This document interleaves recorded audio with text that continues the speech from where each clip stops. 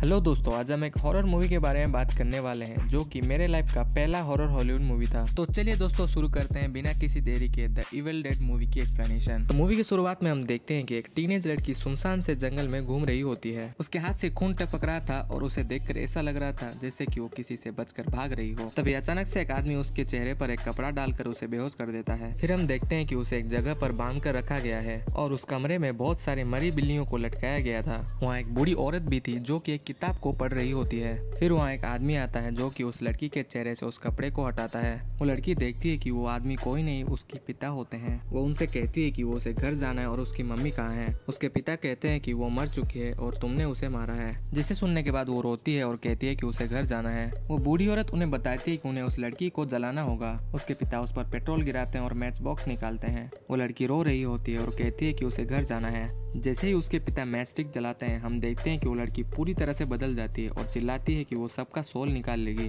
उसके पिता उसे आग लगा देते हैं और वो जलने लगती है। वो कहती है कि वो सबको मार देगी। उसका पूरा शरीर जलने लगता है। उसके पिता एक गन लेते हैं और उसे एक आखिरी आई लव यू बोलकर उसे गोली मार देते हैं। अब हमें प्रेजेंट का समय दिखाया जाता है जहाँ समर का महीना चल रहा होता है और कुछ दोस्त मिलकर किसी जंगल में एक अबैंडन घर में अपना समय बिताने आए होते हैं, जिसमें कि डेविड, ओलिविया, नेटली, एरिक और मिया होते हैं। और डेविड एंड मिया भाई बहन होते हैं। दरअसल ये घर डेविड और मिया के दादाजी का होता है और बचपन में वो यहाँ समर के महीनों में कैंप करने आया करते थे, लेकिन बड़े होने के बाद वो यहाँ बहुत समय बाद आते हैं। वो दरवाजा खोलने की कोशिश करते हैं लेकिन दरवाजा पहले से ही खुला होता है। किसी ने दरवाजा तोड़कर अंदर जाने की कोशिश की थी। अंदर जाने के बाद वो देखते हैं कि घर पूरी तरह से गंदा हो चुका है और उन्हें बहुत गंदे स्मेल भी आ रहे थे। वो पूरे घर को ठीक करते हैं और क्लीन करते हैं। मिया अपने कमरे में जाती है जहाँ वो अपने पुराने फोटोज देखती है, जहाँ वो अपने माँ को याद करती है जो कि मर चुकी थी। फिर अंधेरा होने लगता है और मिया अपने कमरे में चिल्ला रही होती है, जहाँ हमें पता चलता है कि मिया को किसी तरह का बीमारी है। उसे इंजेक्शन दिया जाता है जिससे कि वो शांत हो जाती है। रात 12 बजे का समय होता है और सभी मिया के पास बैठे होते हैं। अचानक उनके डॉग को कुछ स्मेल आता है और वो नीचे एक कारपेट को नोचने लगता है, जिसे डेविड देखता है और उस कारपेट को हटाता है। वो देखते हैं कि वहाँ एक दरवाजा होता है बेसमेंट में जाने के लिए, जहाँ से खून भी निकल रहा था। वो उसे खोलते हैं और अंदर जाते हैं। डेविड देखता है कि अंदर बहुत सारे बिल्लियों को मारकर लटकाया गया था और ये वही कमरा था जहाँ पर उस लड़की को जलाया गया था। फिर उन्हें वहाँ एक बुक मिलता है जो कि पूरी तरीके से कांटों से बंद किया गया था और उन्हें वहाँ एक गन मिलता है गोलियों के साथ। वो बुक को ऊपर ले आते हैं और डेविड कहता है कि वो कल सारे बिल्लियों को दफना देगा ताकि उन्हें कोई स्मेल ना आए। अगले दिन बारिश हो रहा होता है और मिया बारिश में घूम रही होती है और एरिक के दिमाग में पता नहीं क्या चुल मचता है कि वो उस किताब को खोल देता है, जिसमें क्लियरली मेंशन किया गया होता है कि इस बुक से दूर रहें और इसे ना खोलें और इस बुक में जो कुछ लिखा है उसे ना पढ़े, ना लिखे, ना ही सुने। एरिक इन बातों को ध्यान नहीं देता और उसमें जो कुछ लिखा होता है उसे पढ़ लेता है। जैसे ही एरिक उसे पढ़ता है, मिया को उल्टी होना शुरू हो जाता है। मिया देखती है कि दूर झाड़ियों में एक लड़की खड़ी होती है। वो अंदर आती है और सबको बताती है कि उसने एक लड़की को देखा, लेकिन उसका कोई यकीन नहीं करता। सबको लगता है कि उसके बीमार होने के कारण उसे कोई वहम हुआ होगा, लेकिन मिया इससे बहुत गुस्सा होती है और गाड़ी से निकल जाती है। मिया बहुत तेजी से अपनी गाड़ी को भगा रही होती है, लेकिन अचानक से एक लड़की उसके गाड़ी के सामने आ जाती है, जिससे मिया अपने गाड़ी को तेजी से घुमाती है और उसकी गाड़ी तालाब में घुस जाती है। वो गाड़ी से बाहर निकलती है और रास्ता ढूंढने लगती है,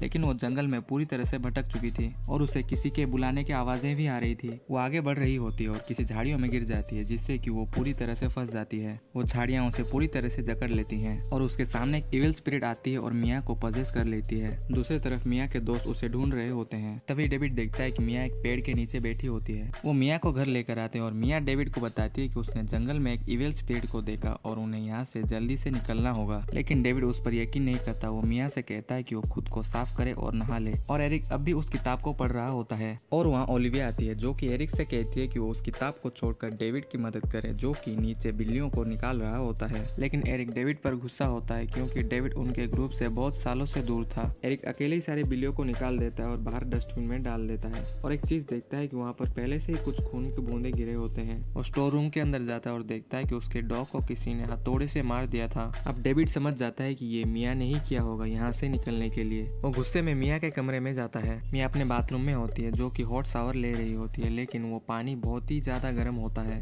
डेविड दरवाजा तोड़कर अंदर जाता है। वो देखता है कि मिया का शरीर गर्म पानी के कारण जल रहा होता है, जिसे एरिक भी देख लेता है। डेविड उसे जल्दी से हॉस्पिटल लेने के लिए निकलता है, लेकिन रास्ते में वो देखता है कि रास्ता पूरी तरह से पानी से भरा हुआ था। एरिक जल्दी से उस किताब को जाकर चेक करता है। वो देखता है कि उसमें एक लड़की अपने ऊपर गर्म पानी डाल रही थी। डेविड मिया को घर लेकर आता है। ओलिविया उसे सेडेटिव देती है ताकि वो आराम कर सके। सभी बात कर रहे होते हैं कि वो जब से यहाँ आए तब से चीजें बिगड़ती जा रही हैं। एरिक डेविड से कहता है कि कहीं ये सब उस विचक्राफ्ट की वजह से तो नहीं हुआ जो कि बेसमेंट में किया गया होगा। डेविड इस बात को नजरअंदाज करता है। तभी मिया वहाँ गन लेकर आती है और वो पूरी तरह से पजश हो चुकी थी। वो गन डेविड की तरफ पॉइंट करती है और फायर कर देती है, लेकिन गोलियां उसे छूकर निकल जाती हैं। मिया जोर से चिल्लाती है जिससे कि सारी खिड़कियां टूट जाती है और वो बेहोश हो जाती है। डेविड ओलिविया से कहती है कि मिया से वो गन ले ले, लेकिन जैसे ही ओलिविया गन के पास पहुंचती है मिया उसे पकड़ लेती है और मिया उस पर उल्टी करना शुरू कर देती है जो ओलिविया के मुंह में चला जाता है। ओलिविया मिया को उस बेसमेंट में गिरा देती है और एरिक बेसमेंट का दरवाजा बंद कर देता है। डेविड ओलिविया से कहता है कि वो मिया को और सेडेटिव देंगे जिससे कि उसे बेहोश कर सके।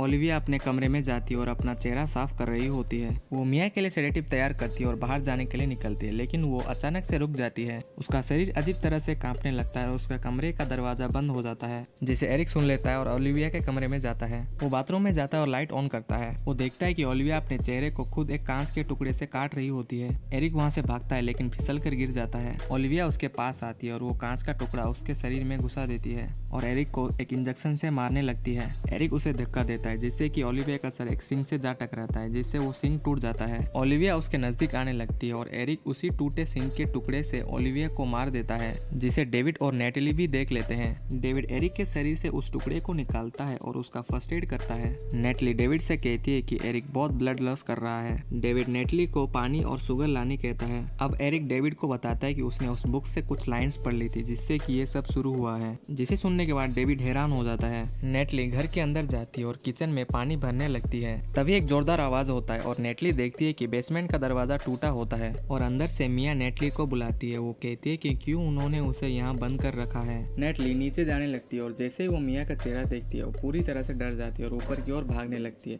लेकिन मिया उसे बेसमेंट में खींच लेती है। जब नेटली की आंखें खुलती हैं उसके सामने मिया होती है और वो नेटली के हाथ को काट लेती है, लेकिन डेविड वहाँ पहुँच जाता है और नेटली को बाहर निकाल लेता है और पूरे बेसमेंट के दरवाजे को चेन से बंद कर देता है। अब पूरी तरह से रात हो चुकी थी और जोरों की बारिश हो रही थी। एरिक अपने कमरे में उस किताब को जलाने की कोशिश करता है, लेकिन वो किताब नहीं जलता। डेविड एरिक से किताब के बारे में पूछता है। एरिक बताता है कि ये किताब एंशिएंट लैंग्वेज में लिखा है जिसमें कि सैटन या डीमन से कांटेक्ट करने के तरीके लिखे हैं, और ये भी बताता है कि जब डीमन 5 सोल पर कब्जा कर लेगा तभी आसमान से खून बरसेगा और इवल इस दुनिया में प्रवेश करेगा। इसे रोकने के लिए उन्हें पजेस इंसान को मारना होगा, यानी कि उन्हें मिया को मारना होगा। जिसे सुनने के बाद डेविड भड़क जाता है और एरिक से कहता है मिया बस बीमार है, अब बारिश भी रुक गया है, जब रास्ता क्लियर हो जाएगा सब यहाँ से निकल जाएंगे। एरिक बताता है कि उन्हें जो भी करना होगा उन्हें यही अभी करना होगा। नेटली किचन में अपने हाथ को साफ कर रही थी जहाँ पर मिया ने काटा था, लेकिन उसका हाथ बदलने लगता है और मिया उसे देख रही थी, जिसे देखकर नेटली अपने हाथ को एक कटर से काट लेती है। डेविड और एरिक किचन पहुंचते हैं। वो देखते हैं कि नेटली ने अपना हाथ को काट लिया था। डेविड नेटली का बैंडेज करता है। एरिक उस किताब को पढ़ने लगता है और उसे पता चलता है कि वो अगर मिया के शरीर को प्यूरिफाई करते हैं तो इसे रोका जा सकता है, जिसमें 3 तरीके लिखे हैं। पहला तरीका ये है कि उसे जिंदा दफनाना, और दूसरा उसके पूरे शरीर को अलग करना, और तीसरा उसे जिंदा जलाना। एरिक बताता है कि जो भी मिया के शरीर में अगर मिया को मार दिया जाए तो उसे रोका जा सकता है, लेकिन डेविड बहुत ही डरपोक था, उसे किसी भी प्रॉब्लम से भागने का आदत लग चुका था। एरिक कहता है कि वो इस घर को आग लगा देगा जिससे कि मिया के आत्मा को मुक्ति मिल सके,